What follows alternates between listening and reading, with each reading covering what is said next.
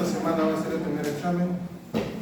Tiene que ser el jueves en la tarde o el viernes en la tarde. Ustedes deciden. Yo espero que ya, creo que les falta solamente una clase, ¿no? Con la doctora Sokuma, creo. Y ya con eso están listos para dar su primer examen. No van a llorar, por favor. El primer examen siempre es un poco complicado por la cantidad de temas, pero ahí tienen tiempo para recuperar su nota en los próximos exámenes. ¿Ya? ¿Cuándo comienzan las Olimpiadas? La próxima semana son las Olimpiadas. Entonces, no puedo tomar ese examen la próxima semana, tiene que ser esta semana de todas maneras. No importa. ¿Okay? Listo. Entonces, vamos a comenzar.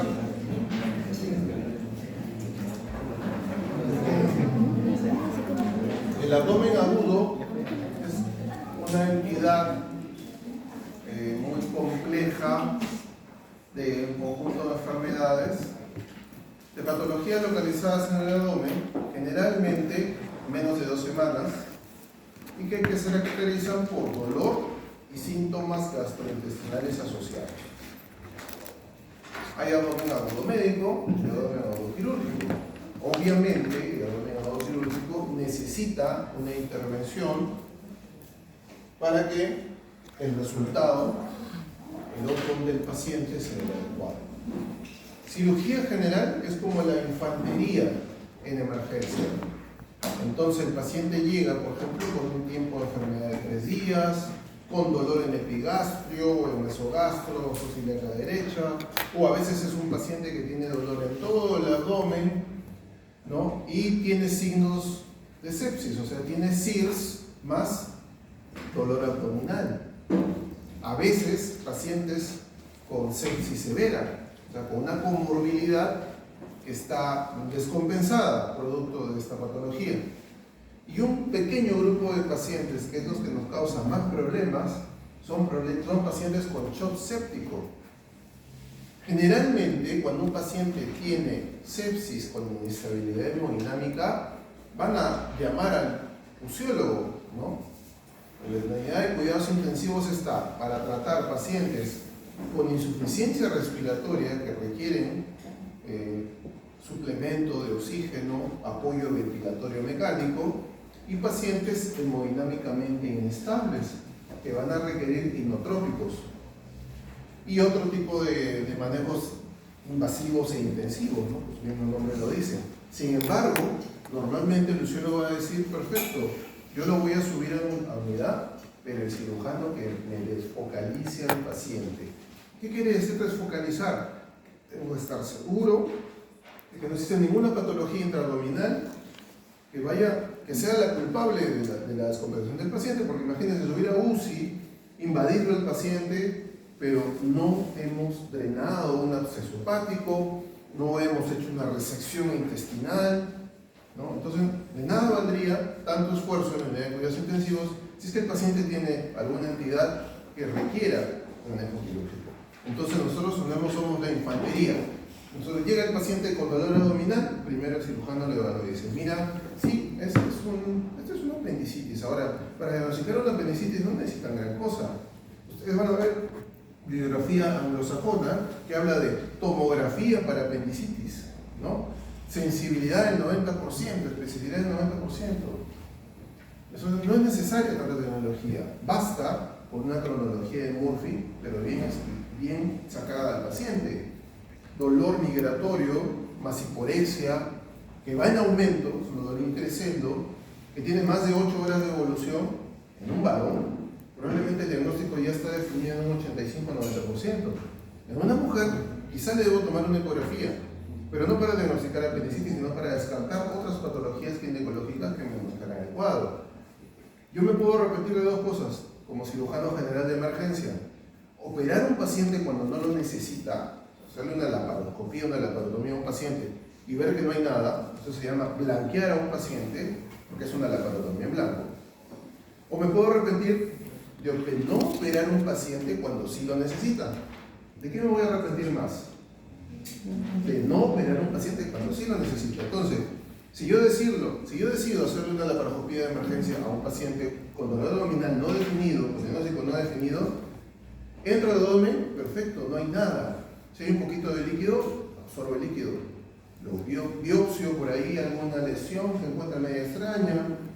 Si entro pensando en una apendicitis aguda, ¿le puedo hacer una apendicectomía ya que estoy ahí? Sí, le puedo hacer una apendicectomía porque el riesgo es mayor que, el beneficio es mayor que el riesgo, ¿no?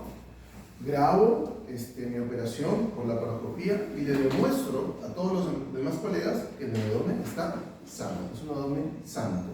Perfecto, entonces comenzamos a buscar otro tipo de entidades que pueden estar descompensando en el paciente. Puede ser una neumonía, incluso puede ser un empiema, puede ser una infección urinaria, puede ser una meningitis. Entonces ya comenzamos a buscar otro tipo de problemas médicos que pueden estar recomenzando en el paciente con dolor abdominal, porque recuerden que hay dolor referido, o sea, pacientes, por ejemplo, con neumonía basal derecha pueden referir dolor en fosa ilíaca derecha. Eso se llama dolor referido. Pacientes con colecicitis aguda calculosa pueden referir dolor en el hombro derecho o en la región interescapular. Eso se llama dolor referido. ¿Y por qué? Cuando somos embriones, todos esos órganos nacen de la misma parte del embrión. Cuando va creciendo el embrión, pues, se van separando, no me acuerdo exactamente los nombres de estas estructuras embrionarias, se van separando y de todas maneras hay una unión neuronal entre estos órganos y a través del plexo solar nosotros no podemos definir exactamente dónde nos duele. Cuando comienza el dolor de la apendicitis, ¿cómo es? Es un dolor intenso, la tira el paciente a la cama, el paciente se revuelca de dolor. Cuando comienza la apendicitis, no, es como un cólico de gases. El paciente siente un disconfort, ¿no? Oh, sí, tengo una molestia, no me da hambre, ¿no? Toda la noche está dando vueltas en la cama, no sé, creo que no me ha caído mal, como una dispepsia para ellos, ¿no? Es una indigestión, pero es una indigestión que dura 6 horas, 8 horas, y luego se localiza en fosa ilíaca derecha. Entonces, se está convirtiendo de un dolor de tipo visceral, que se transmite a través del plexo solar, a un dolor de tipo somático. El dolor de tipo somático es por dermatomas. Entonces, mi cerebro va a determinar que la patología que estoy sintiendo es aquí en la fosa ilíaca derecha, se está transmitiendo a través de la columna, mientras que el plexo solar me transmite un dolor de tipo visceral, que no lo puede detectar mi cerebro. Solamente mi cerebro sabe mi cerebro que me está doliendo aquí. Luego de unas horas puede ser que tenga una diverticulitis aguda, entonces el dolor va a estar en la fosa ilíaca izquierda. Por eso que la diverticulitis aguda a veces se conoce como apendicitis izquierda. Pero ¿qué tan frecuente es la diverticulitis aguda en nuestro medio? ¿Alguien sabe? ¿Alguien ha visto un paciente con diverticulitis aguda en sus prácticas? Es raro en realidad. ¿Qué es más frecuente en nuestro medio? La patología del colon más frecuente en nuestro medio. No es cáncer. Bólulo de sigmoides. Porque el dolicomegacolon es muy frecuente en gente que ha nacido en zonas altas, zonas andinas, que por migración llegan aquí a la costa. Ahora, los hijos y los nietos de estos pacientes con colon andino, ¿hasta qué generación aproximadamente van a tener el dolicomegacolon? No lo sabemos. No sabemos. ¿Se hereda? ¿Es autosómico dominante? ¿Autosómico recesivo? Nadie está haciendo trabajos al respecto, ¿no? O es un proceso de adaptación, quizás, y cuando ya los nietos o bisnietos de los abuelos con colon andino ya no tienen dolicomegacolon porque están viviendo en la costa, entonces por lo tanto los gases aquí no se expanden tanto como en la altura. Nadie lo está investigando, nadie lo sabe. ¿Ya? Entonces, nuestro cerebro localiza el dolor de esa manera, tipo visceral, y nuestra médula lo localiza de una manera más específica. Siempre busquen también síntomas gastroenterológicos en pacientes con apendicitis. O sea, si es que mi paciente tiene dolor en fosa ilíaca derecha, pero le duele la cabeza, no tiene fiebre y le duele la cabeza, ¿puede ser que sea apendicitis? ¿O es quizás más seguro que no sea apendicitis? ¿Qué opinan? ¿Cómo? Seguro que no sea apendicitis. O sea, apendicitis con cefalea no va, a menos que tenga fiebre el paciente, que ya está en una fase avanzada, y normalmente el paciente va a tener signos peritoneales inequívocos, ¿ok? Pero un paciente, por ejemplo, que tenga, me duele como una cosita que me punce en fosilia que hecha. Ah, ya, ¿y cómo está el dolor? Ay, se mantiene. ¿Tienes hambre? Sí, me muero de hambre. Generalmente no van a encontrar pacientes que se mueran de hambre y que tengan apendicitis. Eso es importante. Ya, entonces, el abdomen agudo quirúrgico, como les explicaba, ¿no? Es una patología que tiene que ser resuelta de manera quirúrgica. Imagínense, por ejemplo, este abdomen agudo, ¿no? Que donde ustedes claramente ven los intestinos hiperémicos inflamados. Ustedes auscultan a este paciente, no va a haber ruidos hidroaéreos, ¿ya? Y va a tener dolor exquisito en todo el abdomen y va a haber signo de Blumberg positivo, ¿no? Blumberg positivo por el rebote que van a producir al presionar el abdomen. Pero no se olviden que siempre primero, auscultación. Entonces, obviamente, es una peritonitis secundaria a apendicitis aguda, que es la urgencia más frecuente en nuestro medio, ¿no? El 80% de los pacientes tienen lo que ustedes ya saben, cronología de Murphy, náuseas, vómito, dolor. Hay un pequeño porcentaje de pacientes que son diabéticos, que son de la tercera edad, pacientes que son niños. Los niños pequeños, su epiplón no logra cubrir hasta el edema inferior, se queda un poco corto el delantal, entonces es más frecuente que se perfore ya peritonitis. Igual, un paciente geriátrico, no esperen que les haga cronología de Murphy. Paciente diabético descompensado menos. ¿Ya? Ahora, ¿cuál es la causa principal fisiopatológica de apendicitis? Es la hiperplasia folicular, ¿no es cierto? ¿Ya? Eso todavía te da tiempo porque de alguna manera esa hiperplasia se forma a lo largo de horas y de alguna manera al inicio la obstrucción intraluminal del apéndice no es completa. Entonces digamos que pueden pasar 12, 18, 24 horas hasta que se gangrene. Pero si fuera un fecalito, ¿cómo creen que será el cuadro de presentación? ¿Una apendicitis por fecalito se va a complicar antes o después? Antes. Se va a complicar antes porque el fecalito ha ingresado a la luz apendicular y va a causar una obstrucción completa. Al causar una obstrucción completa del 99, 100%, obviamente se va a complicar rápido. Entonces, en los abuelitos, ¿qué es más frecuente? Fecalitos, ¿no es cierto? Por lo tanto, no esperen que un abuelito a los 18 horas de enfermedad no tenga peritonitis. Lo más frecuente es que esté complicado la apendicitis. También tiene que ver con el tamaño del apéndice. He tenido pacientes con 4 días de enfermedad y cuando he ingresado he encontrado literalmente un chorizo, pero no gangrenado, flemonoso, o sea, no complicado. Quiere decir que el tamaño del apéndice también tiene que ver con la posibilidad. Un apéndice pequeño y estrecho se va a complicar más rápido que un apéndice largo, ¿no? La vaca tiene un apéndice secal de 20 centímetros. La vaca nunca va a tener apendicitis. El apéndice secal obviamente es un órgano. En nosotros, en el Homo sapiens, probablemente en el principio de los tiempos, tenía una función. Quizás era un lugar donde salían linfocitos B para defendernos de infecciones intestinales. Recuerden que el Homo sapiens al inicio no cocinaba sus alimentos. Luego cocinamos los alimentos. Tenemos menos cantidad de bacterias y de parásitos que entran a nuestro tracto gastrointestinal. Por lo tanto, ese órgano ahora es vestigial, porque hemos evolucionado. Quizás, es una teoría. Importante el lavado peritoneal, ¿no? Sobre todo lavar las cavidades del abdomen donde puede haber abscesos residuales. Por ejemplo, el fondo de saco, ¿no?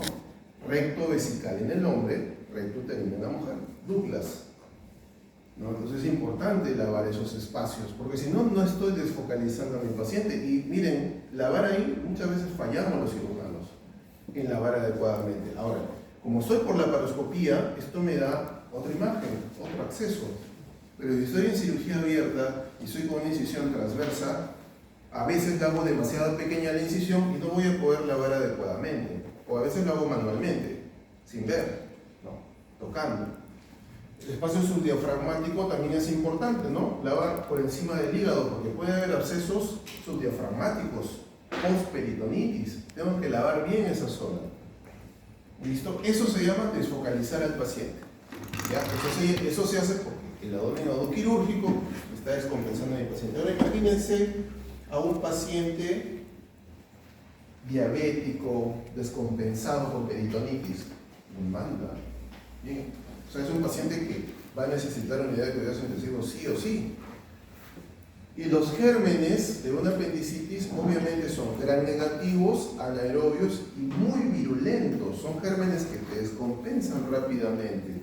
Y el paciente al final está con insuficiencia respiratoria, con insuficiencia renal, causado por gérmenes que viven en el colon. A diferencia de los gérmenes que invaden la vía biliar. Por ejemplo, ¿cuál creen que es el germen más frecuente involucrado en una colangitis aguda?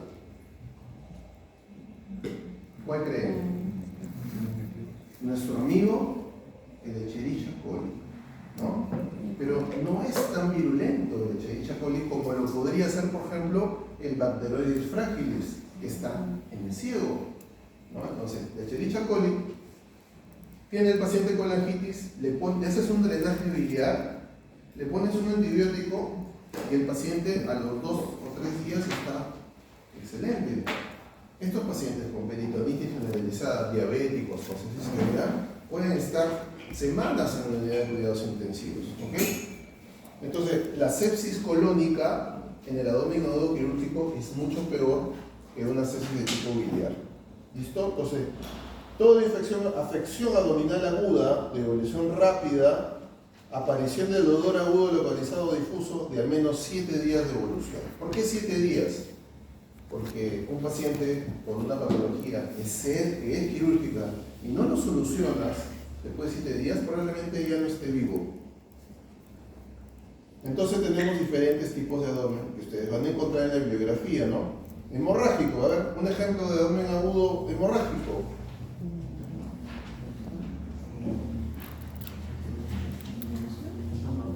Ginecología, embarazo ectópico roto, ¿no? Rápidamente, mujer en edad fértil con amenorrea y que de un momento a otro está hemodinámicamente inestable, anemia aguda y se choca. ¿Listo? Abdomen agudo hemorrágico. También podría ser paciente que sufrió un accidente y que tiene un trauma hepático o un trauma esplénico. Abdomen agudo perforativo. Un ejemplo. Úlcera perforada. Úlcera péptica perforada. Abdomen agudo obstructivo. Ejemplo. Bridas y adherencias. Bridas y adherencias en paciente posoperado. Y en pacientes no operados, ¿cuál es la causa principal? En pacientes no operados.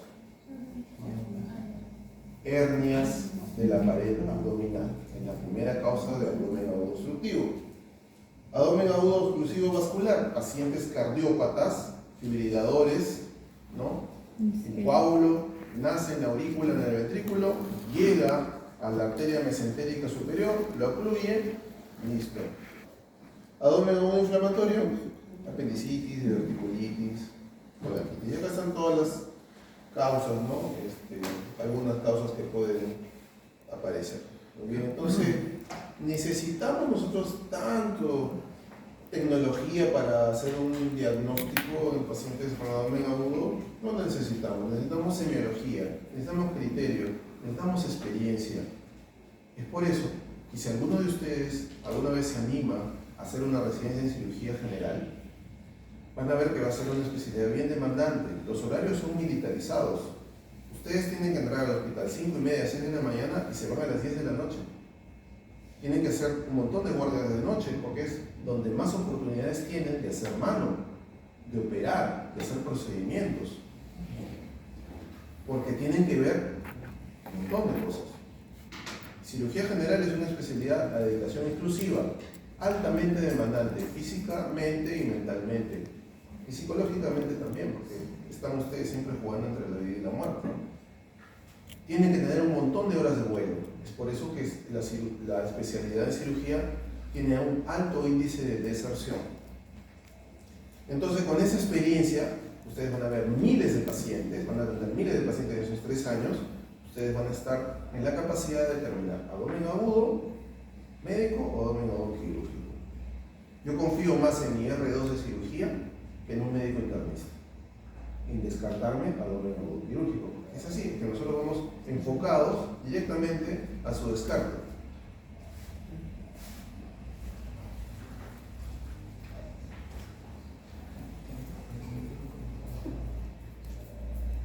Ya, entonces, otra de las causas del abdomen agudo quirúrgico es la colecitis aguda calculosa. Normalmente es una urgencia médica, una urgencia quirúrgica, porque te da tiempo, ¿no? Te da tiempo para 2 o 3 días manejar al paciente, hidratarlo, descartar que tenga coledocolitiasis, ¿no? Pero en algunas oportunidades muy contadas se convierte en esto, en una gangrena vesicular. La gangrena vesicular sí es una emergencia quirúrgica. Es más frecuente en pacientes añosos o que tienen alguna enfermedad que está descompensada, sobre todo la diabetes. Un paciente diabético descompensado, no bien tratado, va a tener problemas en la microcirculación, por lo tanto la pared de la vesícula fácilmente se va a gangrenar. ¿Ya? Y ustedes la pueden ver ahí en el video, esta es una colecitis aguda gangrenada. Y hay contacto del interior de la vesícula con el exterior, con el peritoneo, por lo tanto y hay peritonitis, ¿no? Y es una peritonitis de tipo biliar, combinada con una peritonitis también de tipo bacteriano, porque aquí está gangrenado, entonces también hay anaerobios, ¿ya? Entonces, las bacterias que normalmente están en el intestino pasan hacia la vesícula, porque se aprovechan de la situación de desequilibrio que hay en el cuerpo, ¿ya? Entonces, vas a encontrar bacterias anaerobias dentro de la vesícula y eso descompensa a tu paciente. Es más, existe la colecistitis aguda enfisematosa del diabético. ¿Por qué enfisematosa? Porque suben hacia la vesícula biliar gérmenes que normalmente están en el colon, que son anaerobios, que son productores de gases. Entonces, la colecitis aguda enfisematosa del diabético tiene más del 95% de mortalidad si es que no es tratada a tiempo de manera quirúrgica. Ahora, tristemente, muchos de estos pacientes no pueden ser operados con seguridad porque están hemodinámicamente inestables, entonces no les puedes hacer una laparoscopía como ustedes pueden ver ahí. Uno de los principios en los cuales hay una contraindicación absoluta para hacer laparoscopía es el paciente hemodinámicamente inestable. ¿Por qué? A un paciente hemodinámicamente inestable, pero es una laparoscopía, se te va. ¿Por qué? Porque estás creando un neumoperitoneo, estás aumentando la presión intraabdominal y este paciente ya está hipotenso, su precarga está disminuida, estás creando neumoperitoneo con CO2, estás apretando la vena cava, entonces la bomba cardíaca no tiene que impulsar, no tiene sangre que hacer llegar, por lo tanto el paciente se choca. Probablemente tenga que hacer de manera convencional, pero eso también descompensa al paciente. Otra posibilidad sería hacer una colecistostomía por vía percutánea. Con guía ecográfica, ustedes a través de la técnica de Seldinger meten una aguja con guía ecográfica, luego meten una guía y luego meten un pigtail dentro de la vesícula y descomprimen la vesícula. Eso se puede hacer en la cama del paciente de UCI, ¿no? Entonces esa colecistostomía va a desfocalizar al paciente, aunque sea parcialmente, pero le vas a dar tiempo a los antibióticos a hacer su efecto, ¿ya? Este no es el caso, en este caso sí se puede hacer una colecistectomía en este paciente, que esta sí es una emergencia quirúrgica, ¿ya? Como les decía a muchos de ustedes, la colelitiasis es un problema de salud pública aquí en el sur del Perú y en el norte de Chile. Yo pienso que la incidencia de colelitiasis en el adulto mayor de 30 años debe ser del 30 al 40%, que es bastante alta en comparación a otras partes del mundo. Yo no creo que en Europa el 30 o 40% de la población tiene cálculos vesiculares, no lo creo. Tienen otras patologías. Entonces, por una serie de circunstancias, en nuestro medio sí es alto. Por lo tanto, una de las tratamientos quirúrgicos más demandados en nuestra población es la colecistectomía laparoscópica. pero no todos los pacientes se quieren operar. No todos los pacientes son bien orientados, porque nuestros mismos colegas no saben cómo manejar esta situación. Y si ustedes le preguntan a un médico de 75 años, doctor, tengo un cálculo de 1 centímetro en mi vesícula, nunca me ha dolido, pero ahí está, y ustedes tienen 30. Entonces el doctor te va a decir, no te preocupes, toma bastante líquido, en 1 año te haces la próxima ecografía. ¿Por qué? Porque en la época de los colegas, hacer una colecistectomía era hacer una gran incisión subcostal y dejar al paciente 1 semana hospitalizado, y le decían, nunca más vas a comer grasa en tu vida. Ya, así era. Ahora ya cambió todo esto. Una colecistectomía laparoscópica electiva se hace en 30 minutos. El paciente al día siguiente está en su casa. Y a la 3ª o 4ª semana el paciente tiene que tener una dieta casi normal, porque se trata de que se adapte a vivir sin vesícula biliar. Entonces todo eso ha cambiado. ¿Ya? Entonces un paciente con un cálculo por litiasis asintomática tiene que saber que ante la primera molestia que tenga ya tiene que programar su operación. ¿Ya? Muy bien, entonces esta es una complicación de una colelitiasis, ¿no? En un paciente diabético.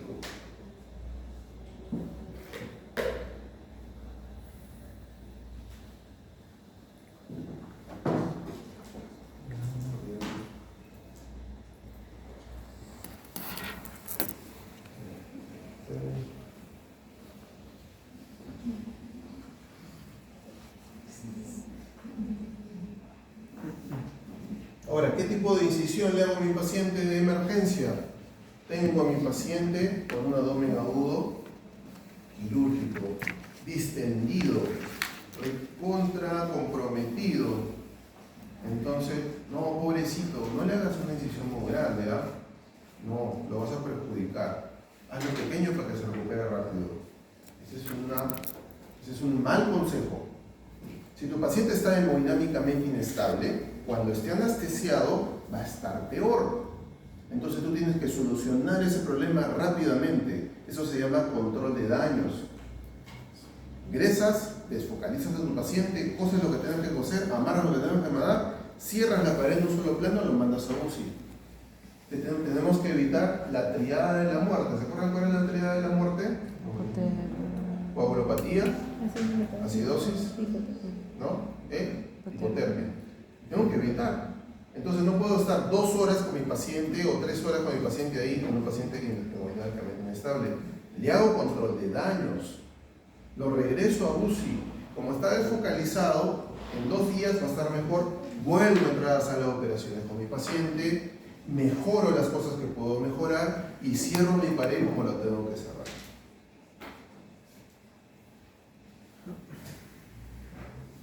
Ahora, ¿qué es una conversión? Una conversión es cuando yo estoy comenzando algo por vía laparoscópica y luego por algún tema lo convierto en cirugía convencional. Pero se puede hacer al revés. ¿Puedo convertir cirugía convencional a cirugía laparoscópica? Sí se puede. Ya lo van a ver. Esta es una incisión de 1,5 centímetros y encuentran un apéndice perforado con líquido purulento. Entonces dicen, no, esto es una peritonitis, es una peritonitis complicada. Vamos a convertirlo a laparoscópica, dice, ¿no? El equipo. Ya, entonces, ¿qué vamos a hacer? Vamos a hacer una orla, ¿no? Una bolsa de tabaco del peritoneo, vamos a colocar un trocar, vamos a meter CO2 y vamos a meter una laparoscopia. Vamos a trocar, eso es lo que hace, ¿no?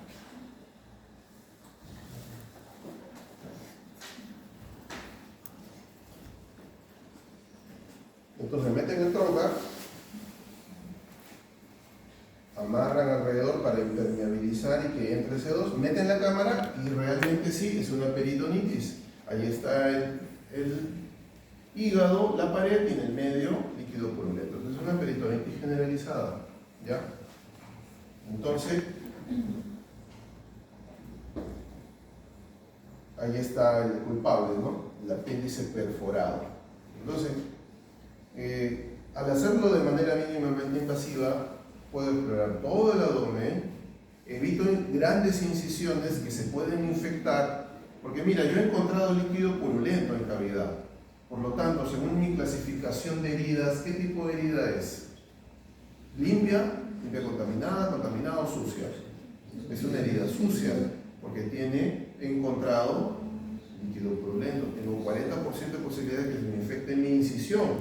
Pero si lo hago por vía mínimamente invasiva, esas pequeñas incisiones que hago es menos frecuente de que se infecte.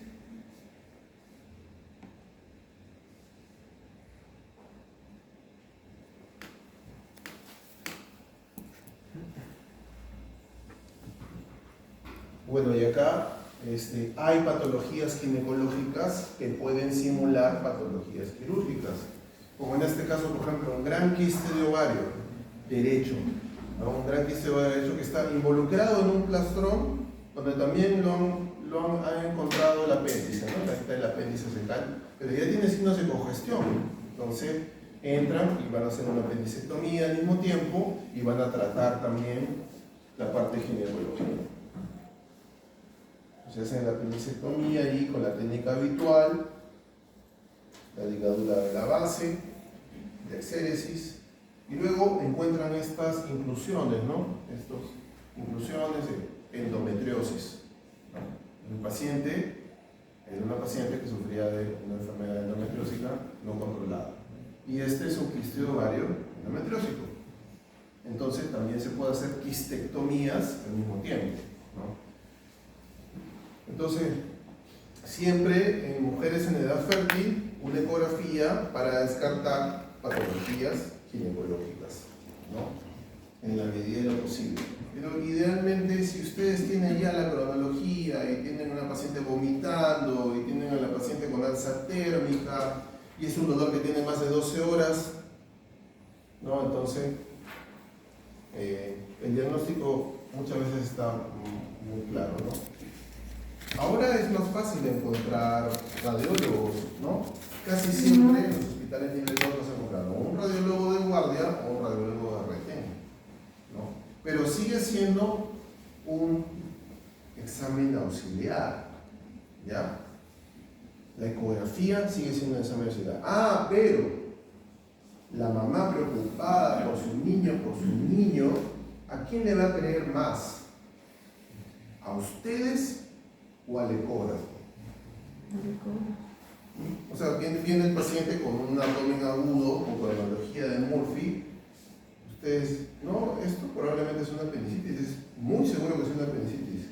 Pero doctor, hágale la ecografía, ¿qué pasa? ¿No? Te van a decir. Y muchas veces ustedes van a traer una ecografía, y la ecografía va a decir negativa para apendicitis. Pero la clínica manda, Entonces, ahí como ustedes ¿cómo van a enfrentarse a un familiar o a un mismo paciente cuando la ecografía la manda por la tangente? Puede ser también de que la ecografía diga sí, efectivamente, que es una apendicitis, pero clínicamente no hay el cuadro de apendicitis. También puede ser que el paciente haya tomado, se haya automedicado, que haya tomado antiinflamatorios, antipulmónicos, o sea, hay muchas cosas que ustedes tienen que valorar en la vida real. Claro, en el video, en el libro todo es muy bonito, pero en la vida real todo se complica.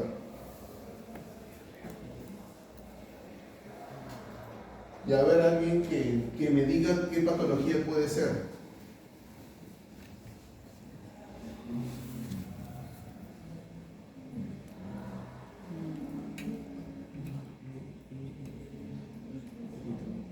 ¿Qué opinan? ¿Alguien se anima a dar un diagnóstico?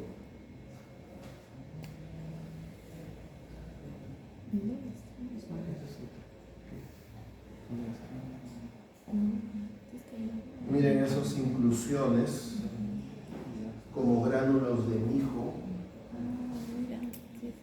y líquido cetrino. Esta ya les dije, ¿ah? ¿Qué es? Gránulos de mijo y líquido cetrino.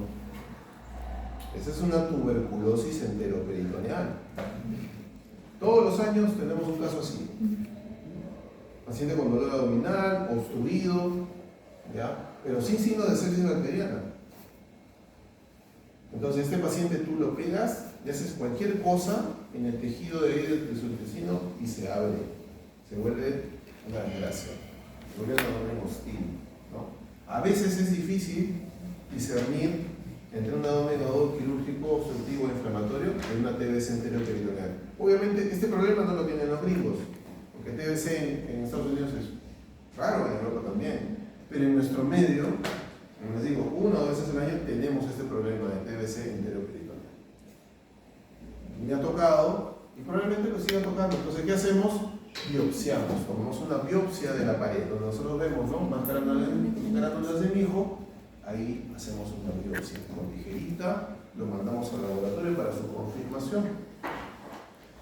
También sacamos una muestra de líquido, encontramos, ¿no? Yo creo que va a salir positivo.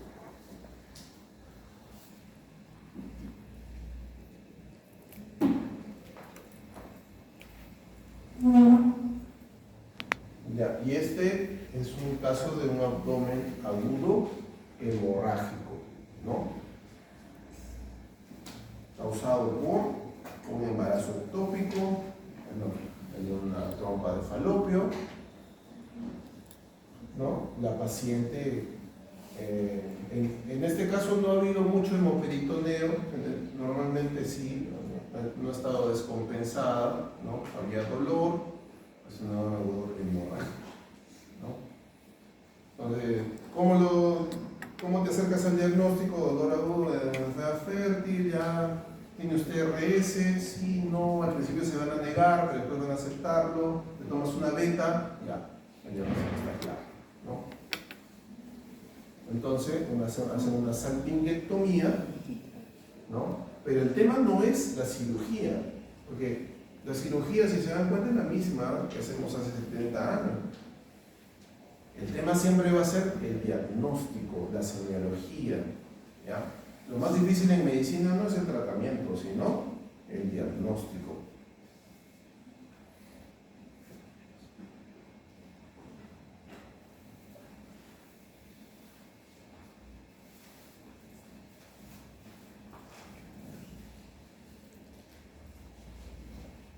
Y así está en la pieza operatoria, ¿no?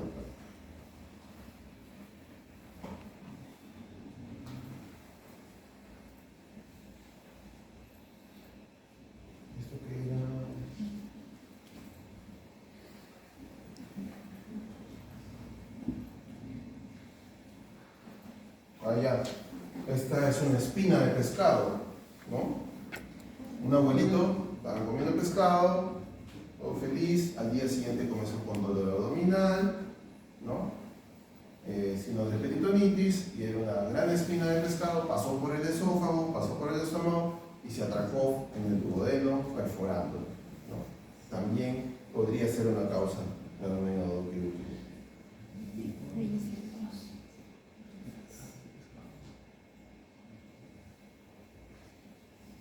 Entonces, ya saben, siempre una evaluación completa del paciente en la medida de lo posible que están en emergencia, ruidos hidroaéreos, buena historia clínica, ¿no? Este paciente también tenía un absceso hepático concomitante, ¿no? Se había obsedado ahí, en esa zona, se había vuelto un absceso hepático por adyacencia.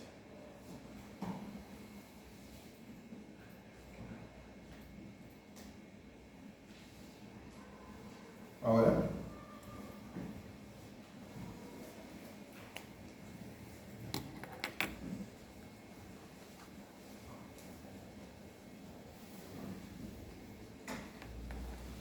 están levantando el mesocolon, ¿no? Es el colon transverso, y están viendo el meso del colon transverso y encuentran esto que ustedes ven ahí.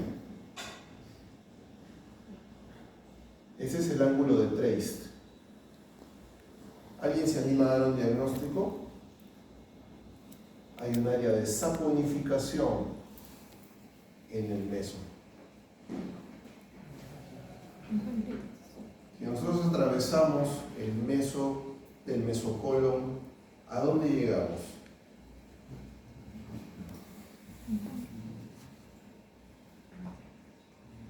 llegamos a la transcavidad de los epiplones. ¿Y qué hay en la transcavidad de los epiplones? El páncreas. Es una pancreatitis. ¿La pancreatitis puede simular un menudo quirúrgico? No, lo voy a decir mejor así. ¿La pancreatitis es un abdomen agudo? Sí. ¿Es un abdomen agudo médico o quirúrgico? Es médico en primera instancia. ¿Se puede convertir en quirúrgico?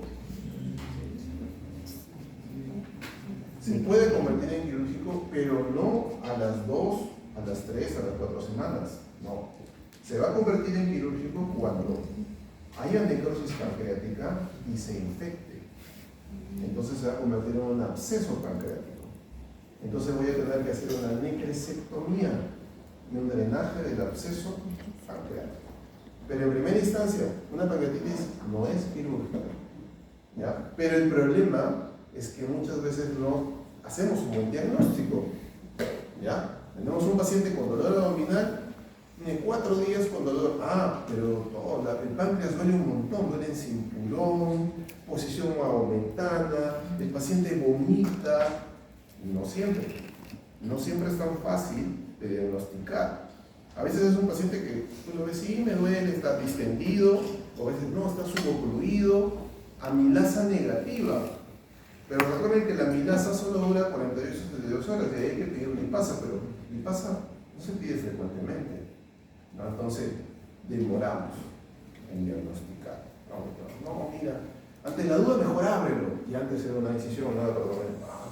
No, es una pancreatitis hemorrágico, ya abuse.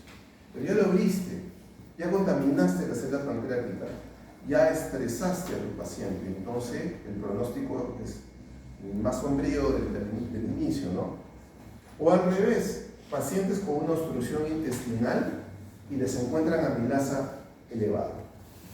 Entonces, para que sea una pancreatitis, yo sé por teoría que debe estar de 2 a 3 veces más alto el valor de la amilasa, pero está en el límite y el paciente está,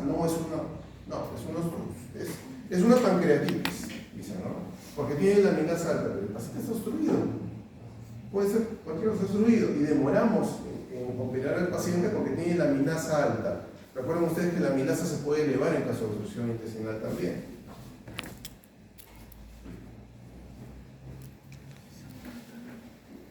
Y puede haber hernias internas. O sea, puede haber hernias, segmentos del intestino que no se dan por una hernia inguinal o umbilical. Esta es una hernia interna. O sea, por alguna cuestión congénita hay una brecha en el meso que está abierta.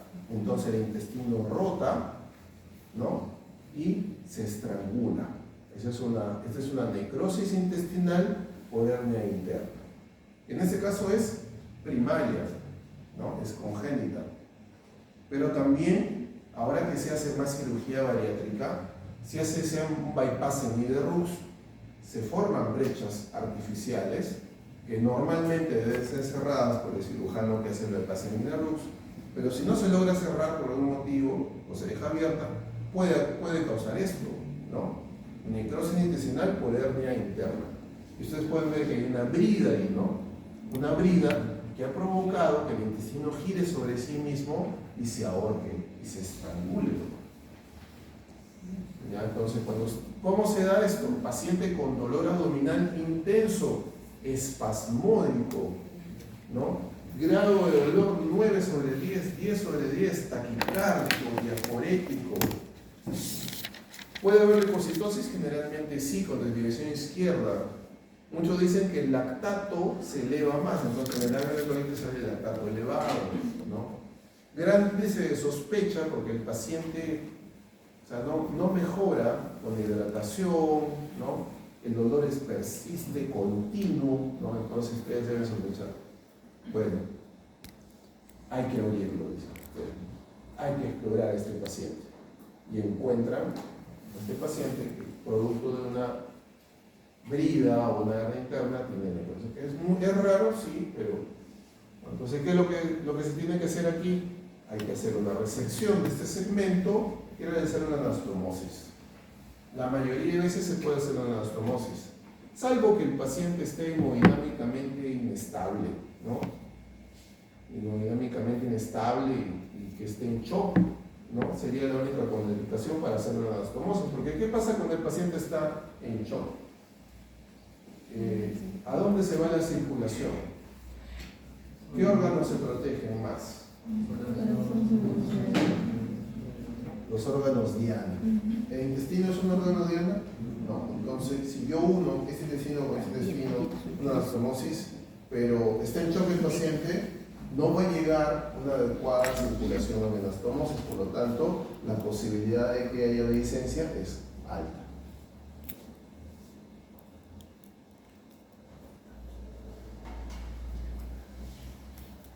Ya, muy bien.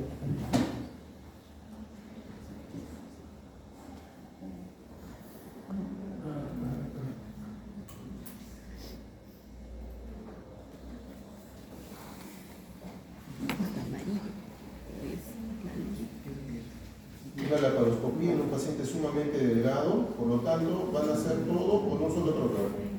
Y a través de ese trocar les van a meter unas pinzas articuladas, ¿no? Todas las pinzas tienen esta flexibilidad, digamos, ¿no? Entonces es el paciente ideal para ingresar con este tipo de entonces, con una sola incisión umbilical de más o menos 1,5 centímetros se puede hacer una laparoscopía. En un paciente que tiene sospecha de perforación por úlcera péptica, paciente de cuarentón, empresario, tomador, fumador, ¿no? Y que ingresa a la clínica con dolor abdominal intenso, ¿no? Taquicardia y en la radiografía signo de yoga.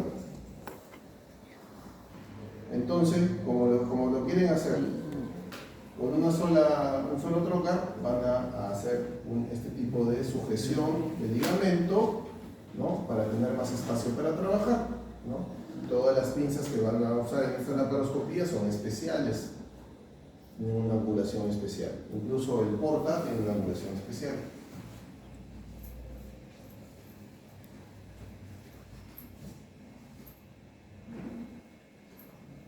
Y ahí está la perforación, o sea, es una úlcera perforada. ¿Dónde es más frecuente la úlcera perforada? En la primera porción del duodeno. ¿Qué cirugía se hace? Se hace un cierre de la perforación de la úlcera y un parche de Piplon, ¿ya? O equipoplastía. ¿Cómo se llama esa cirugía? Se llama operación de Graham, ¿no? Cierre de la perforación con parche de Piplon.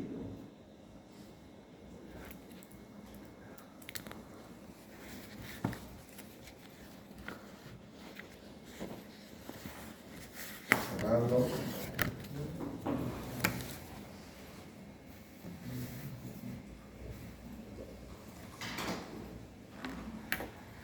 Y ahí están poniendo el parche de Piplon, ¿no? O sea, saben que el Piplon es un órgano independiente ahora, ¿no? Es un órgano independiente, antes se considera parte de, ahora es un órgano independiente del Piplon mayor. Tiene propiedades de diapedesis, se fija, es como el policía del abdomen. Y luego se hace el lavado peritoneal, ¿no? Un paciente con perforación por úlcera péptica, ¿qué tipo de peritonitis va a hacer? Peritonitis bacteriana, peritonitis primaria, peritonitis secundaria, peritonitis química. ¿Qué opinan? Peritonitis química, ¿no? Porque el ácido clorhídrico va a hacer que reaccione el peritoneo. ¿Y de qué se va a morir el paciente entonces? Si no lo tratas, el paciente se muere, ¿pero de qué? El paciente se muere deshidratado, porque se crea un tercer espacio.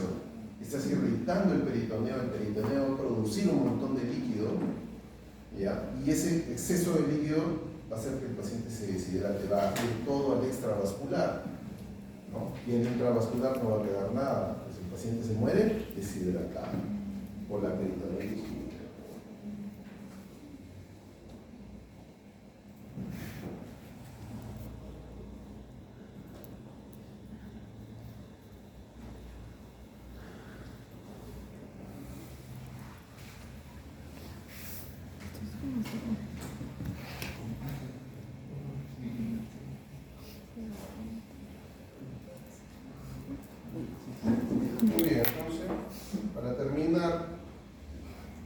Hemos hablado, ¿no?, del dolor visceral, del dolor somático y del dolor referido, ¿no? Ya hemos hablado de esos temas, ya está claro. Siempre sospechen que es quirúrgico cuando el dolor dure más de 6 horas.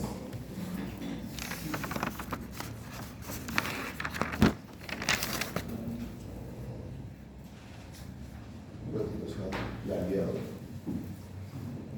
Ya, entonces,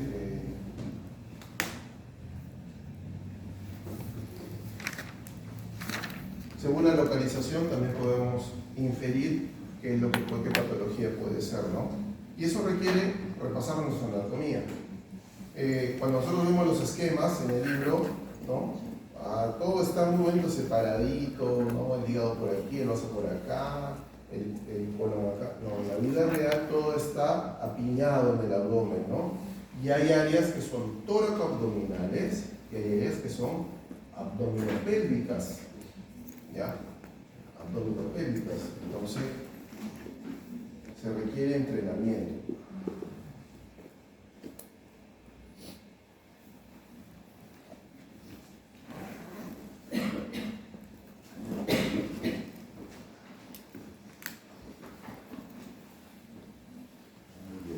Bueno.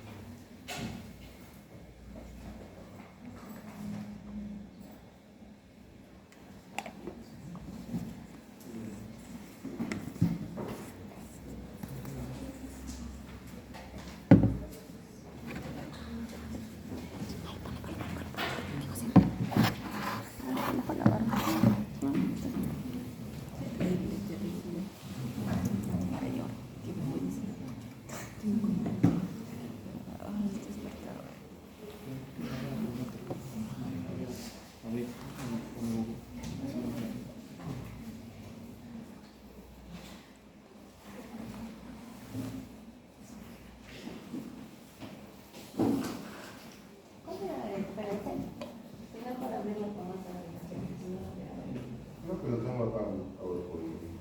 Voy a ver un PowerPoint.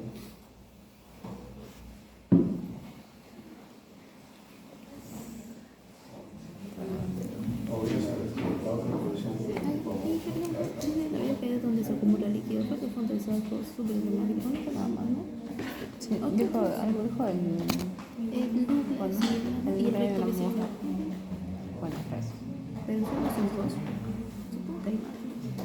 Y generalmente, pero pronto, Ya, entonces, ¿se acuerdan ustedes de la técnica Alice para describir los síntomas? Alice, ¿no? Aparición, localización, irradiación, características, intensidad y evolución, ¿no? Si no me equivoco. Agravantes. ¿No? Entonces ustedes tienen que en la capacidad de describir cómo es el dolor. Ya con eso le ganan un montón. ¿Ya? Apliquen esa técnica para describir el dolor de tipo dolor. Por ejemplo, ¿cómo diferenciamos un cólico vesicular de una colicitis aguda? Por el tiempo de enfermedad, por la irradiación, por los síntomas concomitantes.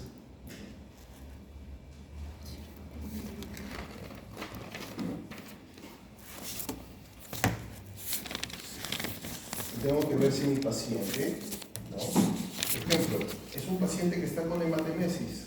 Ya, excelente. Hay un montón de causas de hematemesis. Pero estoy en la capacidad de ver yo estigmas hepáticos. ¿Se acuerdan de los estigmas hepáticos? Telangiectasias, estelicis, plaques, ¿no? Distribución de vello pubiano de cierta manera, ausencia de vello axilar, ¿no? O sea, hay varios estigmas hepáticos que me pueden decir, oye, eso se ve en el examen físico, ¿no? Entonces no debo pasar por alto eso. Pacientes que toman medicamentos, ¿toma usted algo para la diabetes? No, doctor, yo no tomo nada, soy sano, pero creo que el mes pasado me dieron metformina. No me explicaron por qué. Pacientes toman medicamentos a veces, uno lo sabe. Me hicieron una endoscopía o no, me han operado o no, claro, hay menos posibilidades de que tenga una obstrucción intestinal por vías de herencias si es que mi cirugía ha sido por vía laparoscópica, ¿no es cierto? Pero no es imposible. Entonces, vean las incisiones del abdomen. A veces los abuelitos ni se acuerdan que han sido operados de la vesícula o del apéndice, no lo recuerdan, no recuerdan la cirugía, pero ustedes pueden ver las incisiones de la cirugía previa.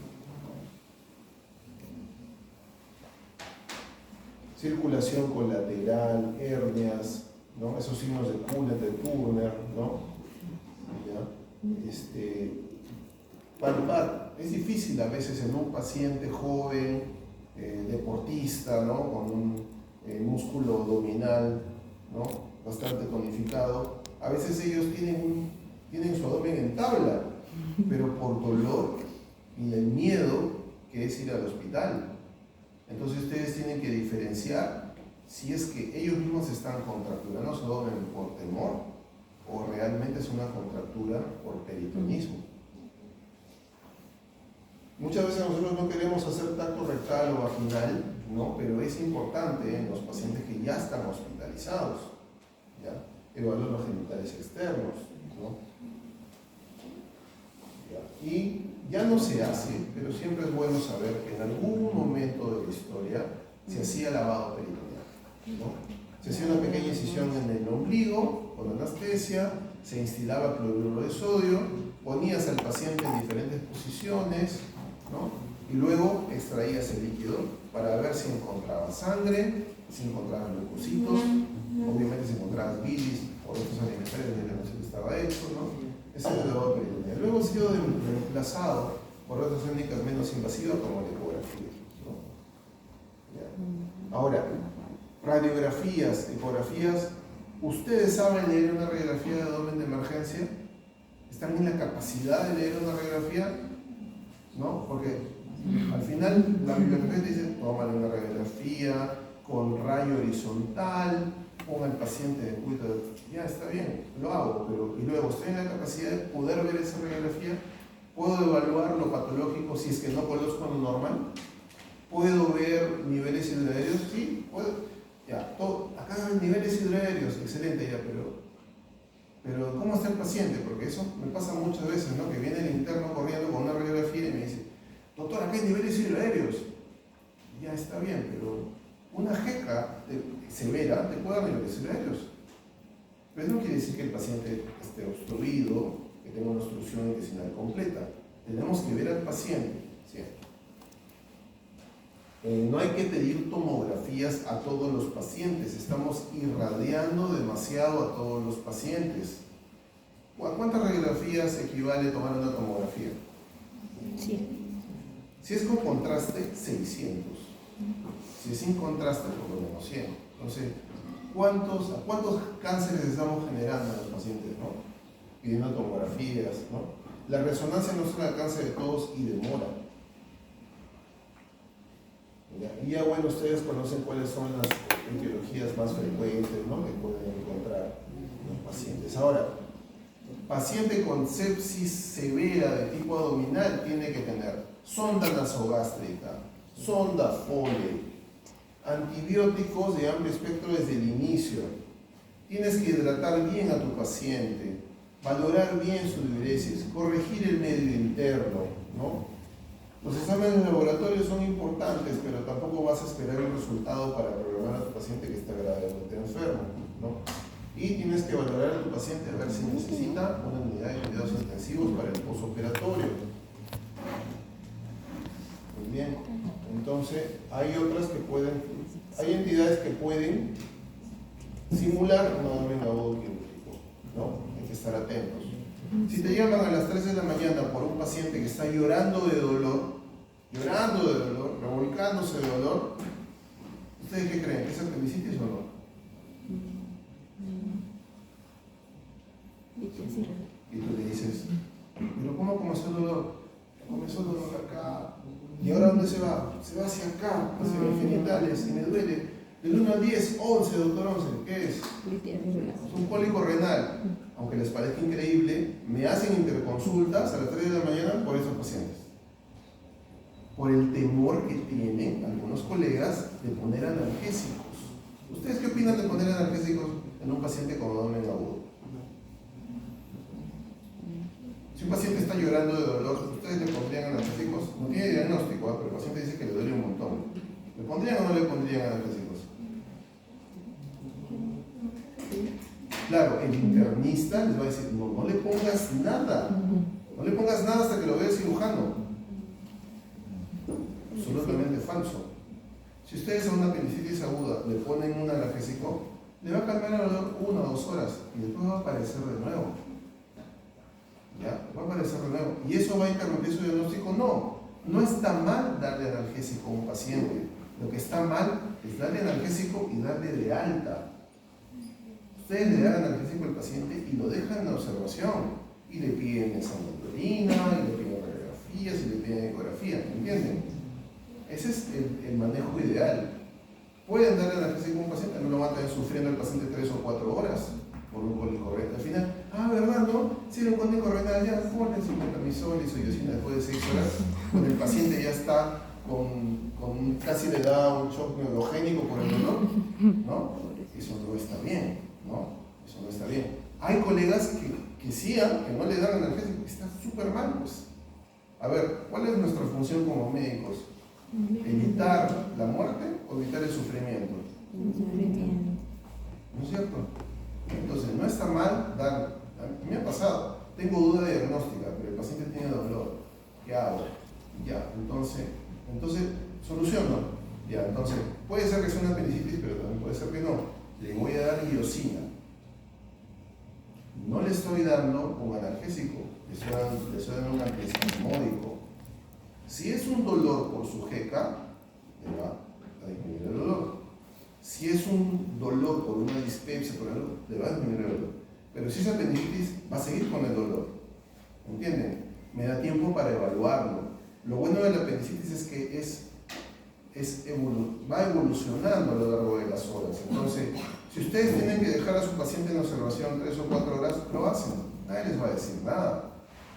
¿Ya? Entonces, estas son algunas de las patologías que pueden simular. Ya hemos hablado de la apendicitis, ya seguro tienen una clase de apendicitis aguda, ¿no? Mucho cuidado con este tipo de colicistitis. La enfisematosa, la gangrenosa, la perforada son emergencias, son abdómenes agudos quirúrgicos, es una emergencia quirúrgica. Ya ustedes saben que la primera causa de obstrucción intestinal en los pacientes posoperados es vías de adherencias. Los que no han sido operados son hernias. En la mujer, hernia umbilical, en el hombre, hernia inguinal. Pero la hernia que más se complica es la femoral, porque el anillo herniario es más chiquitito, entonces se puede atrapar un borde del intestino, un borde antimesentérico, y gangrenarse, y luego perforarse cuando se reduce. Eso se llama hernia de Richter, ¿no? Otras causas como vólvulos, invaginación, así también. Iliobiliar, también por algún motivo en nuestro medio es más frecuente que en otros lados, ¿ah? Al año tenemos 2 o 3 casos de iliobiliar, que es un cálculo que pasa de la vesícula hacia el intestino a través de una fístula, ¿no? Ustedes tienen que estar en la capacidad de ver una radiografía y determinar, a ver, ¿este es intestino grueso o intestino delgado? ¿No? Tienen que, por lo menos, ver eso. ¿Ya? Si hay que medir la presión intraabdominal, se puede hacer. Porque hay veces en las cuales hay una gran presión, hay un síndrome de hipertensión abdominal que va a causar que haya un problema hemodinámico del paciente, hay demasiada presión en el abdomen. Entonces, el paciente tiene que entrar a cirugía para descomprimirlo, ¿no? Descomprimimos el paciente, lo desfocalizamos y el paciente puede regresar a UCI, ¿no? Pero ese es el tema. Ahora, ¿cómo regresa a UCI? ¿Con el abdomen abierto, eviscerado? No, hay que ponerle una bolsa, eso se llama bolsa de Bogotá. ¿Ya? Pancreatitis aguda, como hemos dicho, no es una emergencia quirúrgica, pero la puede simular bien. criterios de Ramson, eso ya lo han visto en la gastroenterología, ¿no? ¿Ya? Y la obstrucción intestinal, ¿no? Vómitos, distensión abdominal, falta de eliminación de flatos, estreñimiento, obstrucción. Puede ser alta, media, obstrucción baja. ¿Podemos diagnosticarlo solamente con semiología? Es probable. Y la radiografía solamente es para confirmarlo o cuando yo quiero saber el nivel de la obstrucción.